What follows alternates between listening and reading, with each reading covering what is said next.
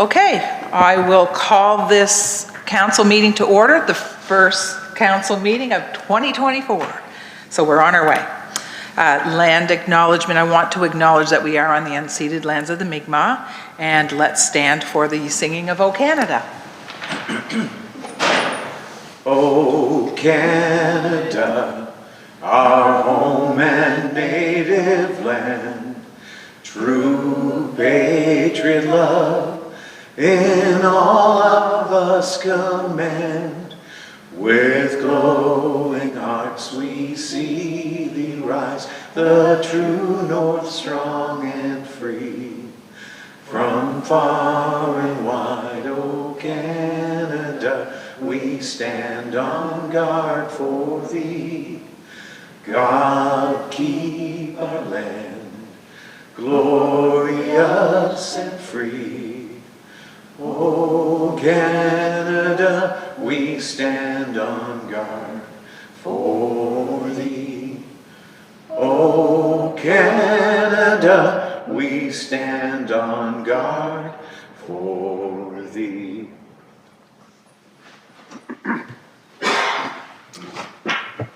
Okay, we've got a full house, so there's no absent with regrets. Any declarations of conflict of interest, anyone, that you see so far, and you can declare anytime during the meeting? Approval of the agenda, please. Councillor Lesser, seconded by Councillor Bell. Any discussion? All those in favor? Aye. Contrary? Motion carried. Approval of minutes, Town Council, December 14th, please.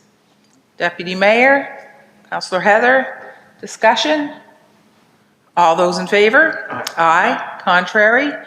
Motion carried. Thank you. Okay, new business. So 11A, alternative voting 2024. Well, that might mean that there's an election coming around the corner. I heard about that in October. Okay, so the recommended motion there is that council approve the use of alternative voting methods only for the 2024 municipal election. Councillor Heather, seconded by the deputy. Any discussion on this one? Questions? Go ahead, deputy. So we've did this for the last few years, correct, CAO? And this is something that most of the province continues to grow and does as well, just so the public's aware. Yeah, we were one of the first towns or municipalities to adopt alternative voting exclusively. The election before we adopted it in 2012, I think was Windsor, was maybe the first town to do alternative voting, but they did a paper ballot in addition. In the most recent municipal elections, there were a large number of municipalities that went exclusively with the alternative voting because it's proven itself. We have had no issues. We've run 3 general elections and 2 by-elections using exclusively alternative methods. We've had no issues with the system or the system provider that we use. There was a hiccup with a school board election, you might recall, back a number of years ago, and that was simply related to I think it was the African Nova Scotian ballot that a person had to self-declare as being eligible, and some people were confused over how that was presented on the screen and erroneously chose that ballot. Aside from that, we've had no issues, and my recommendation is that we continue to go with exclusively alternative voting, and engage in televote to help us through that process. Good. Councillor Bell, did you? Go ahead. Just one question as it reflects to this, and I know it's not just internet voting, but it is, of course, telephone voting as well. But there were some cases, and I don't recall if it was the last election, but I know early on when we first adopted this, where we would open up a few laptops somewhere, be it at the town hall or somewhere, for seniors to be able to come out and vote if they're not comfortable with it. And I was wondering if that would be the same, or if we're going to go a different method and just ask for everybody to, use the phone, or what? Okay, so the last few elections, we've done two things in terms of assisting people with the process. We have arranged deputy returning officers and poll clerks to visit the seniors' homes with devices, and if the seniors wanted assistance in voting, actually go into their rooms or into a common area and assist them with the process. During the advanced polling period and during regular election day, we have telephone and computers available in our building in Town Hall for people during regular business hours to come in and vote. On election day, it's right up until the end of polling that we have that opportunity. Fair number of people take advantage of that if they either don't have a device at home or they're not feeling confident that they may need some assistance, and we've been able to provide that, and we would do that again. Excellent. Thank you. Good. Any other questions? Okay. All those in favor? Aye. Aye. Contrary? Motion carried. Thank you. Grants policy. The recommended motion there is that council amend the grants policy to include a contingency fund for operational grants.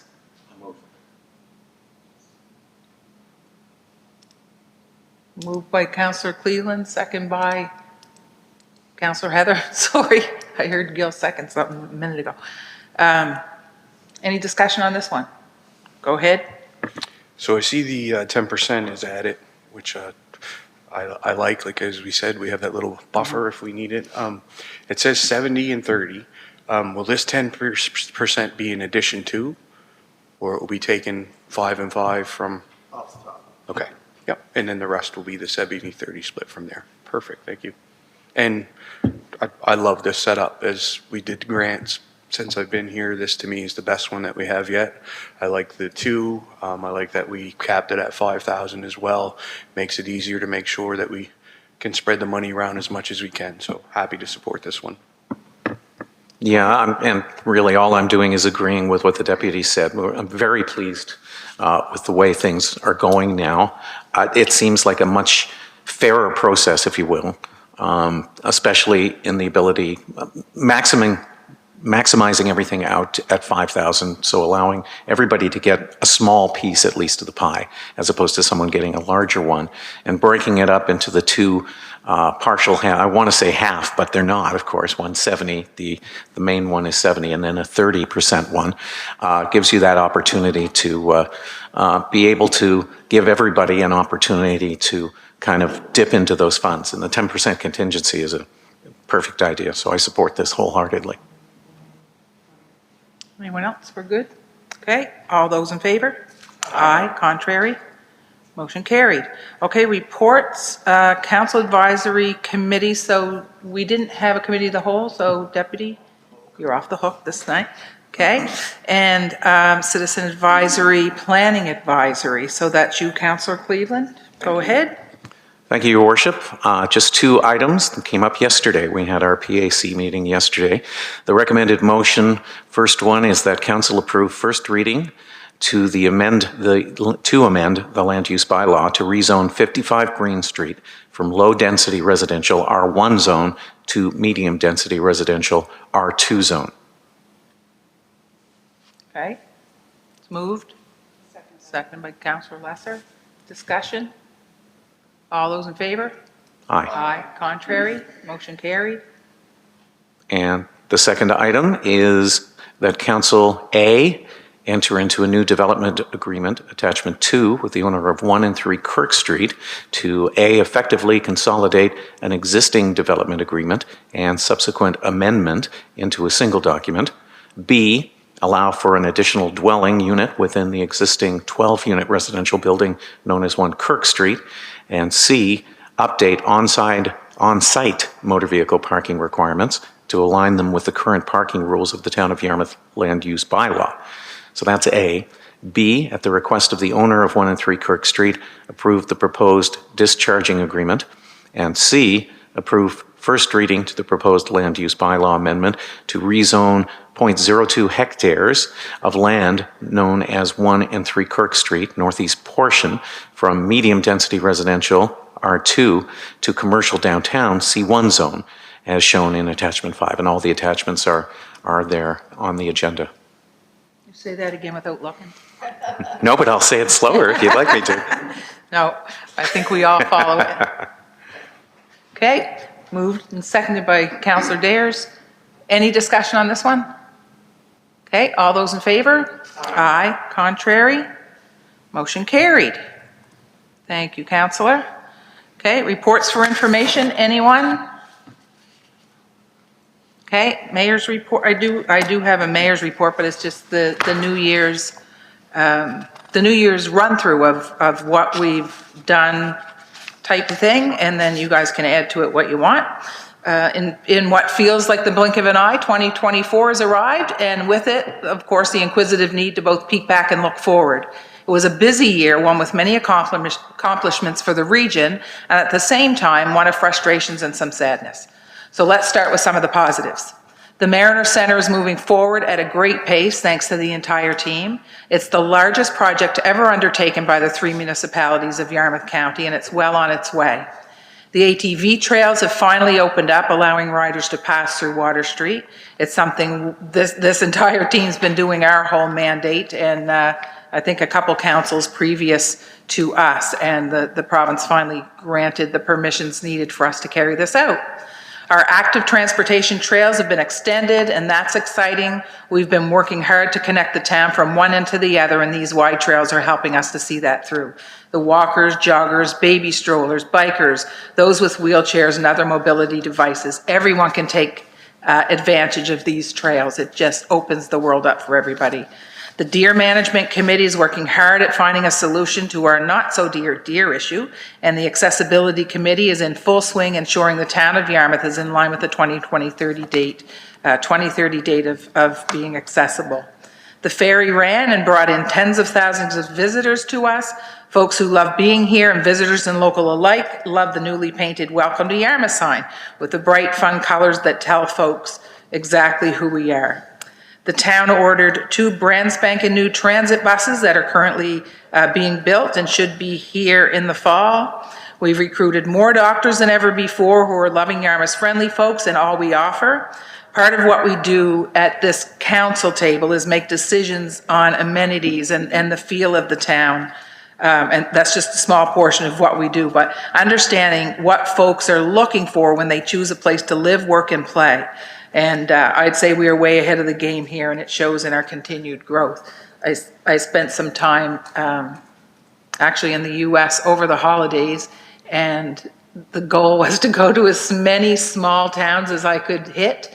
And, you know, everything from New Haven to, you know, just all the little towns, to take a peek and see exactly how are we doing, like what does it feel like and what does it look like, because that's where people want to be. They come in and they get a feel for something, search out a few things, you know, amenities, and that's where they choose. And sometimes that's as simple a decision as how does it feel. And I actually came back and was chatting with the CAO, and I said, you know what, we're far and above. Like, we're a Hallmark movie in Canada. That's exactly how it is. It's just, and that's the work of a huge team here. We came to a new firefighting agreement with the municipality of Yarmouth, ensuring fire services cover part of the municipality and of course the entire town under a new agreement. The names of those who were lost to the sea were added to the monument in remembrance of who we are as a fishing community and what these brave fishers have risked for us. May they all rest in peace. And we also love that our elementary students take the time, as well as volunteers, to plant flowers around that monument yearly. It's just really important to the entire community. So speaking of the students, we love our youth and we want to make sure that they've lots of opportunities to be great citizens. They never disappoint. They show up at town hall for flag raising, tree decorating, events, like tons of events that the kids come here. I love it when they come. I was absolutely thrilled to have the first mayor for the day, Oliver Gorman from grade 5, a student at Yes, who helped me with a number of mayoral duties. He can actually probably speak more to the budget than I can. I explained it to him once and he knew the numbers. Like, I can't believe you did that. but it was really cool. He asked the best questions, toured town hall. You know, it was great. So Oliver, if you're out there, thank you. I mean, your worship, thank you. The ASTA team landed Music Week again, which is no small feat. The amount of planning, preparation, and volunteerism that goes into this is huge, and yet with the ASTA's guidance, we continue to do it so well. Seafest was amazing again this year, and the car show, well, closing down Main Street and seeing over 10,000 people at once, walking, laughing, meeting friends old and new, is community at its best. A huge heartfelt thank you to every single volunteer whose selfless service allows us to shine, and all of this is from the entire council. We're so proud of our diversity here, and we do all we can to ensure we're both welcoming and safe for everyone. And who doesn't love that we can get everything, including Lebanese, and that's my personal favorite, but I'm a little bit biased. I think we go around the table and get 7 or 8 different answers. We can get Lebanese and Mexican and Japanese, Korean, Filipino, Vietnamese food, and on top of the plethora of fresh seafood that's always at our fingertips. So we're in a win-win situation here. To the equity piece, we've recently hired an EDI staff to ensure that piece is covered, and we're excited to have a new planner on staff. Probably more staff than that, but I don't know. It's just, they keep coming, and it's great. I can only speak to what I think are my favorite positives for 2023, and in no particular order, I have to say the number 2 construction battalion monument, when that went up, I think that hit us all. It was, I would say, long overdue, but it doesn't matter because now it's there. It's right across the street from us in front of the library with the veterans piece right there. That's exactly where it belongs, and the team that pulled that together, absolutely amazing. It shone a light on what the Black community did during the war that many people may not have known, and it'll continue to shine a light. So that was amazing. The Truth and Reconciliation ceremony in Frost Park by Wasakapa First Nation that we do together is important. That was great for me as well because it builds on our relationship, but it really does help educate the community on what that's all about. And I'm just really excited that we keep doing that together. And then this was really cool. The municipality of Argyle became owners of the Mariner Center with the town and the municipality of Yarmouth. So all 3 are owners in that. You know, we're Yarmouth County together, and that's as it should be, and we're just thrilled to have them on board. Plus they have really great hockey players from there, so that's good. And one more that I think all of us, if we weren't in our seats, we'd have a little happy dance. In July 2023, the town of Yarmouth became debt-free as a result of solid decisions by council and staff's acute attention to our budget and needs. So I would say well done to staff for keeping us in line. Well done to council for, it's hard, wasn't it, Jeffrey? Keeping us in line is not easy, but you know, that's something that every municipal unit can't say. And it won't stay that way forever, but it just gives you more power to go out and get, you know, what it is you're after. Okay, so because of this, and that list is not all inclusive, so anything you guys want to add after, then by all means. Because this is life, with the good comes the not so good. So the wildfires wreaked havoc on our neighbors, and we're blessed to have a fire department full of firefighters and top-notch equipment that quickly assisted. Residents loaded up vehicles with food, clothing, and everything else that was needed. We also saw 2 of the coldest nights ever and a storm a few months later. I've noted this before, but the fire hall was set up as a comfort center in both cases, and thankfully no one had to take advantage of it, although community donations were at a high. The rising cost of this is the hard stuff, but the rising cost of absolutely everything has caused distress on a lot of fronts, and I think everybody here feels it. We hear it every day from people we see on the streets, from the stories we hear, you know, friends, neighbors, everything, and because I know these folks at the table, it breaks us to know that. It's not just us, but that doesn't matter. As with every town and city in this country, we continue to have housing issues, most of which are affordability and stock-based. The town has a number of housing files on the go, and that's really important. Like we've always got something on the go. It's just a matter of timing, and things take time to get done. But we can only manage what's under our control. So everyone's fingers, toes, everything crossed that more housing is on the way sooner than later. We'll be excited when that happens. While I've heard folks, this is a hard one too. I have heard folks say that they fed tens of thousands of starving people. I'm just going to say that's not the case. While the cost of living and other circumstances mean that food is more scarce in some cupboards than it has been the case in the past, the community steps up on such a level that it's even difficult to put into words. A number of our churches have different pantry days where folks can just walk in with a list and sort of go free shopping for food that they need. Tuesdays are food bank days. Our deputy and his team take care of the Feed the Need program, which does hundreds of meals, including, as I understand it, the delivery of a full turkey or ham dinner complete with a bacon pan for those in need this Christmas. So that was really cool. And the 100 Meals program is always on over those coldest days of winter. It's done, just so folks understand, it's a community-based program where different organizations, individuals and businesses come together to cook a hot meal just about every day for 100 days in a row. Everything's free, so everyone in this community has access to at least one hot meal a day. We worry about the kids, so school breakfast programs and other meals are there. There's snacks for the kids, as I understand it.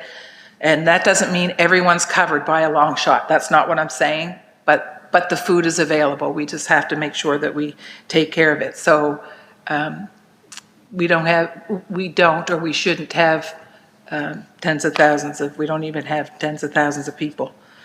And all of these food opportunities say nothing about what is being delivered personally and quietly by our citizens, by some people at this table. I know I would say every single one at this table, but it's done quietly. And just because you don't advertise it doesn't mean it's not being done. That's the true way to serve community. In the meantime, you know, you're taking care of each other has been off the charts, and that comes as no surprise. This community's deep, almost primal need to ensure no one goes without is incredible to behold. From toys to meals to clothing and everything in between, you've given of yourselves and your talents to those most in need. Once again, community at its best. So thank you from all of us. A word of warning.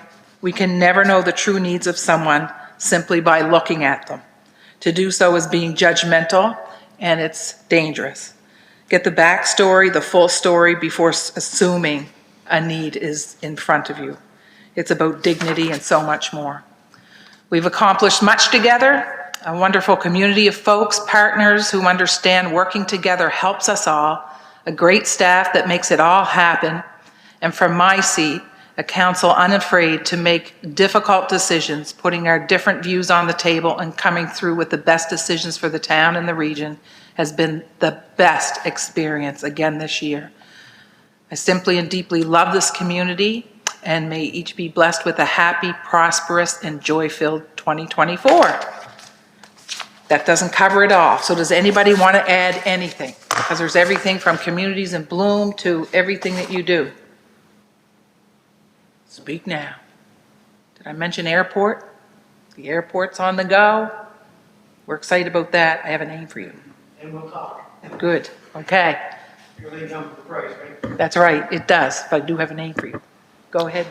Councilor. Nothing to add, but I'm just wondering, is that something you're going to publish or put out? Yep. Most of it should be in the paper. I did 3. Oh, Oh, was it? The Vanguard, the Day Social. I didn't. Okay. Oh, okay. No, I Thank you. didn't know that. Yeah, I had 3 requests and they were all different. So I don't know what I wrote. Okay. Thank you. Go ahead. Just a couple of things that I want to mention. First off, population growth, because we're growing as a town, which is an amazing thing. Economically, population-wise, brings its own set of problems sometimes, and things like housing are certainly an issue, and we are working on those as hard as we possibly can. But it's wonderful to see the diversity that's being created here. We began as a melting pot, and we're becoming one again. And somehow that's significant to me. It means a lot. So there's that. The second thing is, well, you mentioned, of course, the event, the various events that we've done, particularly for me, Nova Scotia Music Week, of course, and Seafest and all of that. Nothing would happen around here without volunteers, both where you can see them and where you can't see them. And you're very right. There's so many things that happen that nobody knows about that are done quietly by people who don't need that kind of attention at all. They're doing it because they care. And this is a town that cares. It cares more than anything about everything. When you're in need, this town steps up, and it's worth mentioning that it feels very special for that. And one final thing is, personally, I have never dealt with a group where I felt both so safe and so willing to say whatever my opinion might be without any fear of rebuke by this council. And I think that goes for all of us. And this is a council that seems unafraid to swing at the fences, whether we miss or not. And that's significant too. It's been a special experience. And, you know, we are heading into election year, so it may not be the same group sitting around this table at this time in 2025. So I just wanted to say thank you, all. Well, you're welcome. Anyone else? Don't be shy. Okay. I'm over 9 minutes, so I can just keep going. Right, Deputy? Oh, my gosh. Questions for committee chairs? Anything for committee chairs? I know the work's kind of, well, I say it slows down during Christmas, but just maybe for a week or so. Okay, we're good there. Approval of invoices, that various invoices be approved. Councillor Dayers, second by Councillor Lesser. Discussion? All those in favor? Aye. Contrary? Motion carried. And the date of the next meeting is February 8th. We'll get that in our, and we have committee of the whole in 2 weeks. We didn't in December, that's why this meeting is short.